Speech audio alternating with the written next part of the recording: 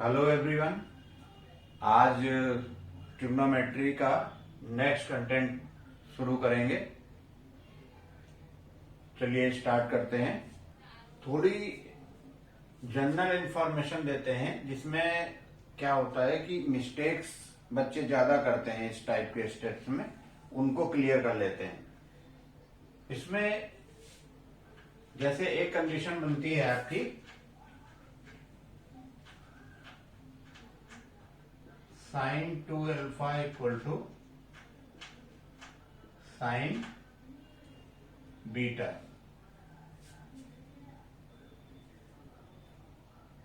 अब हम यहां पर ये देख रहे हैं, यहां पर जो एंगल आपका लिया गया है वो कितना लिया गया है, 2 अल्फा। कहने का मतलब यह है कि जो भी साइन, जो भी ट्रिग्नोमेट्रिकल हम वैल्यू लेंगे उसके साथ का एंगल कितना है उसको पूरा कंसीडर किया जाएगा। जैसे ये पूरा क्या पढ़ेंगे, इसको हम sine 2 alpha equal to sine beta. यहां पर एंगल क्या है आपका, बीटा। अब हम अगर इसको सॉल्व करें तो इसकी वैल्यू निकल के किस तरह से आएगी, हमेशा एंगल एंगल से कंपेयर होगा। क्या होगा, एंगल एंगल से कंपेयर होगा। तो कंपेयर के केस में इसकी वैल्यू क्या निकलेगी, therefore 2 alpha equal to beta.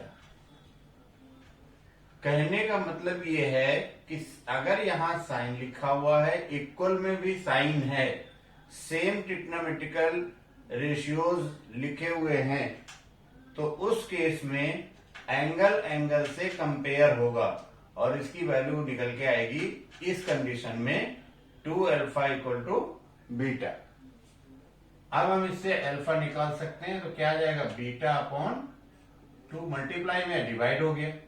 तो ये एक तरीके से इसकी वैल्यू हमारी निकल के आ जाएगी। अब हमें बीटा के टर्म में चाहिए होगा तो क्रॉस मल्टीप्लाई करके वैल्यू निकाल लेंगे, अल्फा चाहिए होगा तो इस तरह से निकाल लेंगे।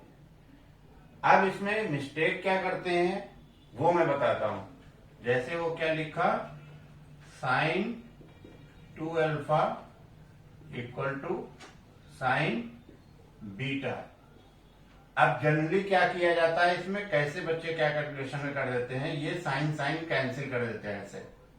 तो ये स्टेप नहीं करना है। अगर आपने इस स्टेप से इसको कैंसिल कर दिया और यहां पर लिख दिया 2 अल्फा इक्वल टू बीटा और then equal alpha equal to beta upon 2, तो ये क्या है, रॉन्ग मेथड है। इस तरह से शो नहीं कर सकते इसको। हमेशा क्या करना है, कंपेयर करना है, कंपेयर करना है। तो मेरी समझ से ये बात क्लियर हुई होगी। दूसरी चीज इसमें देखते हैं, जैसे डिवाइड में अगर टर्म लिखा हुआ है साइन 2 अल्फा अपॉन साइन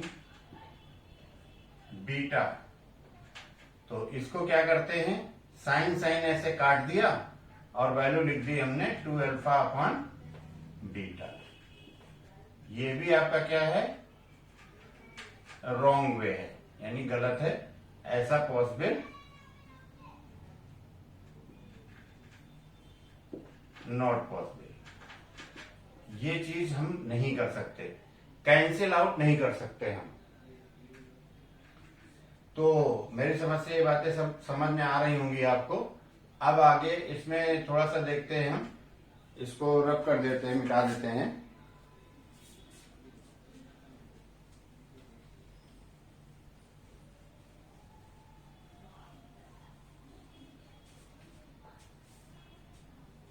अगर हम वैल्यू इस तरह से ले लेते हैं, sine square theta equal to sine theta, और इसको सॉल्व करने के लिए अगर कहा जाता है तो हम क्या करेंगे, इसमें बच्चे लोग क्या करते हैं, ये स्क्वायर से एक टर्म इसका कैंसिल आउट कर देते हैं, जो कि गलत है, ये रॉन्ग मेथड हो गया। अब करना क्या है, कैसे करना है, हमें इसको इस तरह से करना है।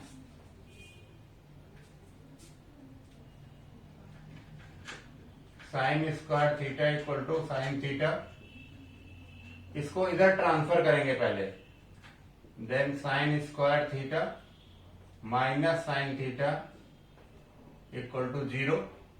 अब इसमें दो टर्म बन गए आपके पास, इसमें से कॉमन निकालेंगे तो साइन थीटा यहां भी है, यहां भी है, हमने छोटा वाला पावर कॉमन हो जाता है, साइन थीटा कॉमन हो जाएगा। कॉमन लेने के बाद ब्रैकेट, अब कौन सा टर्म बचेगा, इसमें से इसको डिवाइड करेंगे तो दो में से एक टर्म निकल गया इसका, तो क्या अंदर बच गया साइन थीटा, और यहां पर माइनस ये आपका कट जाएगा, तो ये साइन थीटा कट के 1 आ गया इक्वल टू 0। तो इस तरह से हम इसकी वैल्यूज निकालेंगे, साइन थीटा इक्वल टू 0 और sine theta minus 1 equal to 0, then sine theta equal to 1। इस तरीके से इसको हम सॉल्व करेंगे। कहने का मतलब ये है कि आप टर्म को कैंसिल नहीं करेंगे इक्वल में, उसको शिफ्ट करके सॉल्व करेंगे। तो ये छोटी छोटी मिस्टेक्स हैं जिनको हम बहुत ही केयरफुली तरीके से सॉल्व करने की कोशिश करेंगे। बाकी फर्दर जब क्वेश्चंस होंगे तो आपको क्वेश्चंस के अंदर तरह तरह के टाइप्स आएंगे और उनकी हम सॉल्व करके प्रैक्टिस करेंगे। अब हम आते हैं थोड़ा कंटेंट पे अपने, और वो कंटेंट एंगल से रिलेटेड हम एक जनरल चार्ट बनवाएंगे जिससे आपको वैल्यू इजीली समझ में भी आ जाए और आप आसानी से उसको सॉल्व भी कर सकें। कल हमने डिस्कस किया था प्रीवियस क्लास में कि जो भी एंगल लेना है वो 0 से 90 तक आप जाएंगे इसमें, यानी फर्स्ट क्वाड्रेंट की बात हमने बताई थी। तो जो भी एंगल आपके जाएंगे वो 0 से 90 के बीच जाएंगे। अब कौन कौन से एंगल आपके इसमें है सिलेबस में, वो आप ध्यान से देखिए। 0 degree, 30 degree, 45 degree, 60 degree and 90 degree. ये वैल्यूज हमने यहां पर लिख ली। लिखने के बाद फिर हम नंबर डालेंगे इसमें सीक्वेंसली। 0 से स्टार्ट कर दीजिए, 0, 1, 2, 3 एंड 4। लार्जेस्ट नंबर इसमें कौन सा है, 4। 4 से सभी नंबर्स को डिवाइड कर दीजिए। तो हम जब इसको डिवाइड करेंगे 4 से तो लिख दीजिए यहां ऑन डिवाइडिंग बाय 4। तो ये बन गया क्या, 0/4, 1/4, 2/4, 3/4, 4/4। अब एक नियम यहां समझ लीजिए कि अगर समथिंग अपॉन 0 है तो इसकी वैल्यू आती है इनफिनाइट। इसको नॉट डिफाइंड भी बोलते हैं हम।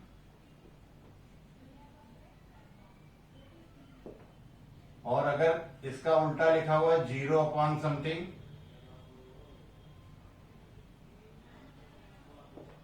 तो इसकी वैल्यू 0 आएगी। ये थोड़ा सा हम कैलकुलेशन में ध्यान रखेंगे। तो यहां पर देखते हैं इसका रिजल्ट क्या आता है कैलकुलेट करने के बाद। 0/4, 0 ऊपर है, नंबर नीचे है, यानी ये वाला केस बन गया, इसकी वैल्यू 0।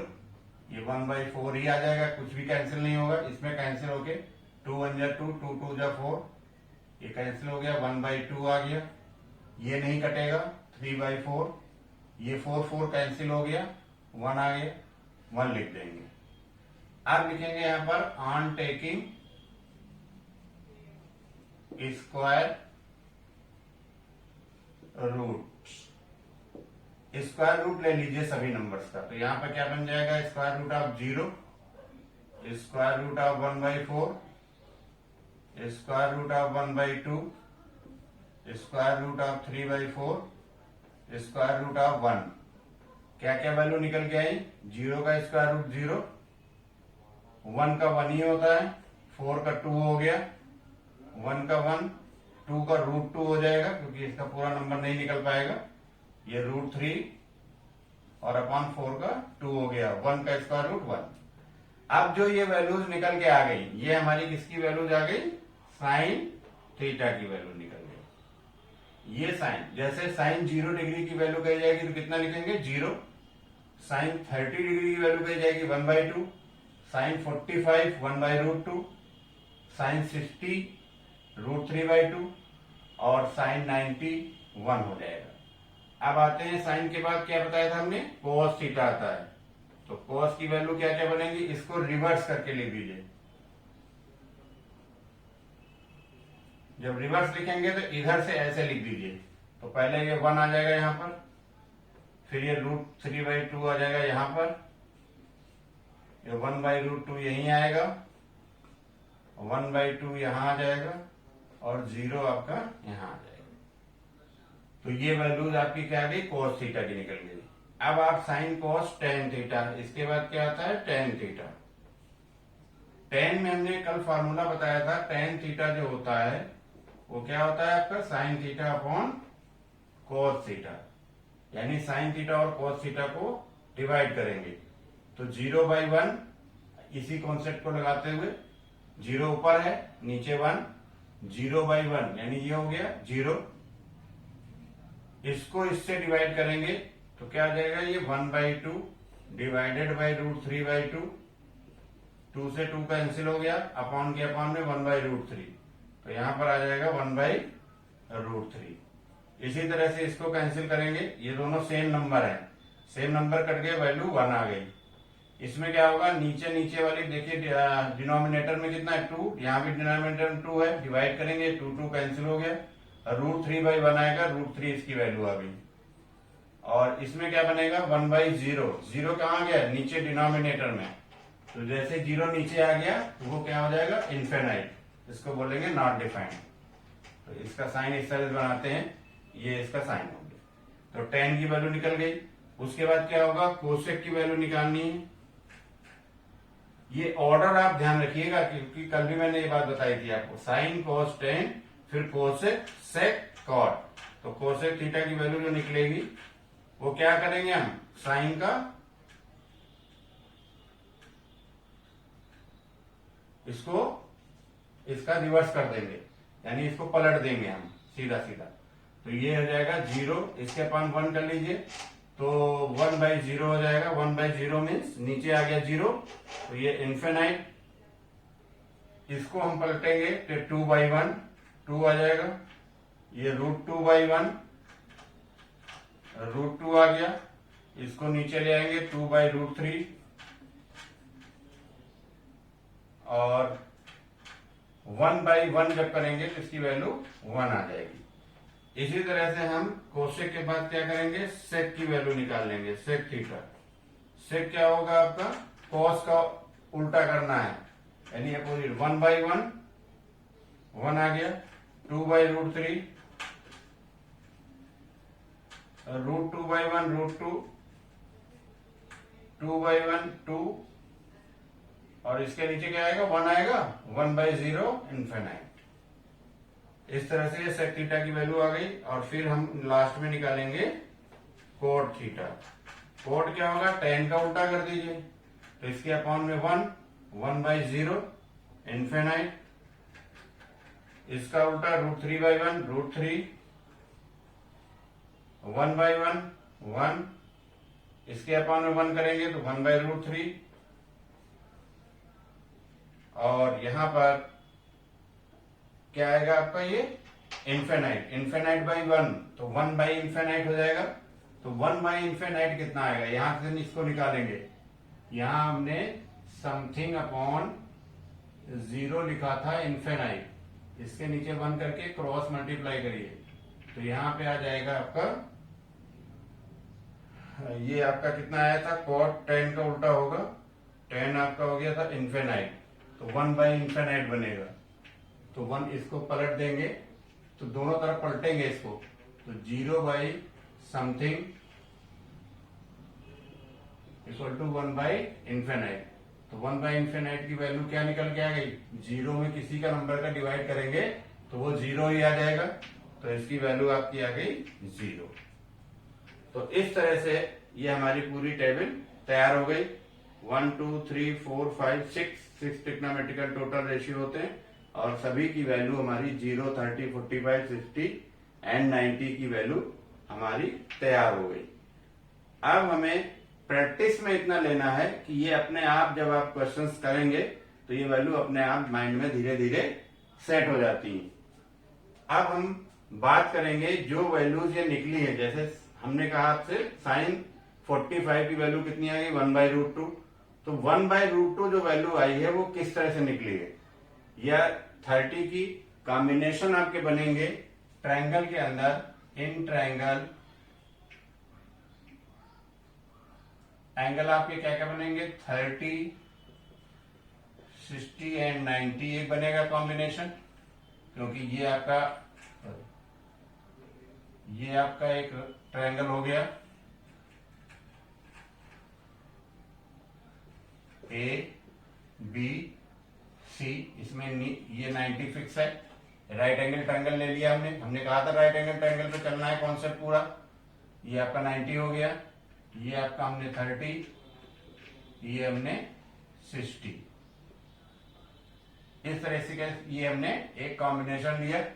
ये 90 है आपका, हमने 90 चेक करके भी देख लेना, प्लस 60 और 30 कितना हो गया 90 हो गया। इसको ब्रैकेट में लिख दीजिए 60 प्लस 30, तो ये आ गया 90 इक्वल टू 180 डिग्री। और ट्रायंगल एंगल सम प्रॉपर्टी क्या होती है, एंगल सम प्रॉपर्टी से कंडीशन फुलफिल हो रही है, यानी ये हमारी कंडीशन लग गई। अगर एक एंगल 90 होगा तो ये 30 एंड ये 60। अब हम आते हैं कि इसमें हम ये जो वैल्यूज निकाली है हमने, ये तो हमने एक शॉर्टकट तरीका बता दिया आपको, पेपर में आप पहले बना लीजिएगा। इसको बनाने के बाद आप इसी में से वैल्यू देख करके भी लिख सकते हैं, जिसमें वैल्यू रखने में कोई किसी तरीके की मिस्टेक आपसे ना हो जाए, क्योंकि अगर वैल्यू रखने में मिस्टेक हो गई तो फिर क्वेश्चन सारा गलत हो जाएगा। तो अब हम आते हैं कि अगर ज्योमेट्रिकली हम इससे कहा जाए कि इनकी वैल्यूज आप निकालिए, साइन 30 की वैल्यू, 45 की वैल्यू, 60 की वैल्यू, तो हम इसको किस तरीके से फाइंड करेंगे। तो उसके लिए हम एक कॉन्सेप्ट हमने बताया ये लेके चलेंगे, और दूसरा कॉन्सेप्ट लेके चलेंगे इन ट्रायंगल, किसी ट्रायंगल में, यानी वो राइट एंगल ट्रायंगल होना चाहिए। ये भी आपका राइट एंगल ट्रायंगल था, इसके अंदर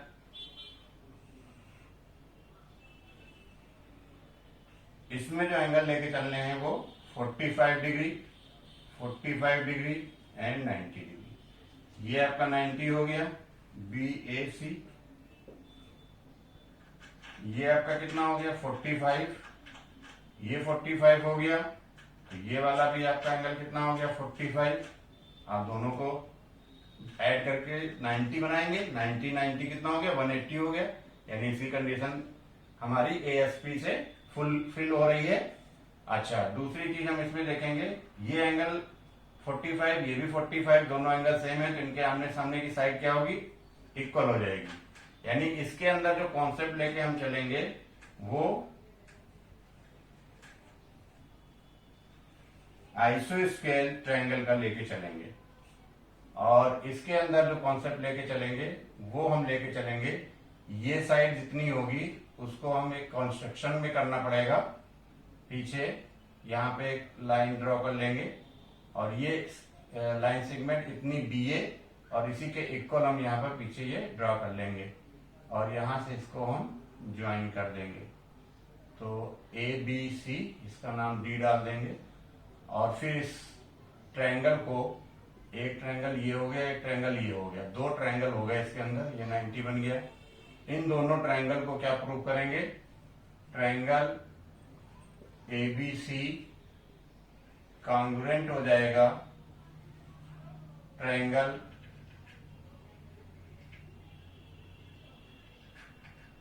DBC।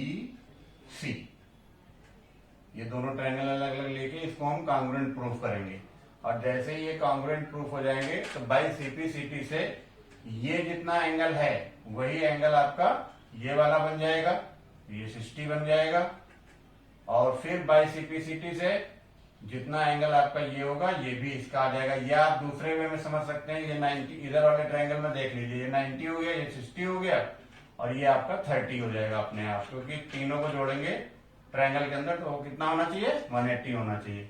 तो पहले सबसे पहले इसमें हम कॉन्सेप्ट यूज कराएंगे ये, यानी ये हमारा क्या है कॉन्ग्रुएंट है दोनों ट्रायंगल। तो इसको हम नेक्स्ट अगली क्लास में इस काम को कराएंगे। थोड़ा सा हमने आइडिया दे दिया है जिससे आप इसको थोड़ा पढ़ लें, प्रिपेयर कर लें, और फिर इसके बाद ये सारी वैल्यूज हम ज्योमेट्री प्रोसेस से इसको फाइंड करवाएंगे। और आई होप दैट कि आप लोगों को ये बहुत ही अच्छी तरह से समझ में आया होगा, और नेक्स्ट जो है जो कंटेंट मैं समझाऊंगा वो भी अच्छी तरह से आपको समझ में आ जाएगा। थोड़ा सा रीड करके आप रखिएगा इस चीज को। ठीक है जी, थैंक यू।